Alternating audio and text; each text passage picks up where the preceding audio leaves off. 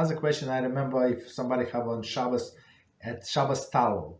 So first of all, why this question was asked to begin with, right? That's a very good question. So it's laws of Shabbos. So it's proper to have designate things specifically for Shabbos, like separate. Even though they could be like the same quality. For example, somebody cannot afford like higher quality. There is no problem. But let's say we bought towels, right? So I'm going to start new towels. I'm going to use only for Shabbos. Let's say I use it 5 times, 10 times for 3 months, 10 months, and then I'm going to transfer them to regular towels, and I'm going to take the new ones, and I'm going to use it for Shabbos and holidays. That's a proper way of doing things. If you can buy something very fancy schmancy, of course it's better. So the problem is the question was if it says Shabbos on a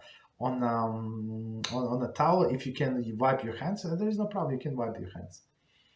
And so it's today everything is very, very commercialized, right? So today in Judaica store, I saw not today, but I saw some time ago. It's not funny. So why did I see it? So one of my students asked, like she wanted to buy this towel for her little son, and she asked she told me, like, if I and my husband are going to wipe the hands in the little towel, it's it's not enough for both of us. I was like, why little towel? Why do you even ask a question? I say, I don't understand why you sell bigger towel. She sent me this link from Judaica store. So it says on a towel, Nitalas Yadayim. So it says exactly. So if you want like embroidery on Nitalas Yadayim, yeah, that's what you do for kids. But you can use any towel. So you understand. But it's some people who do not know in their mind that's the only towel it must be used.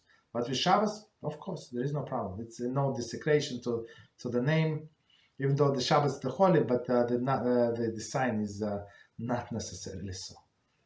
Okay.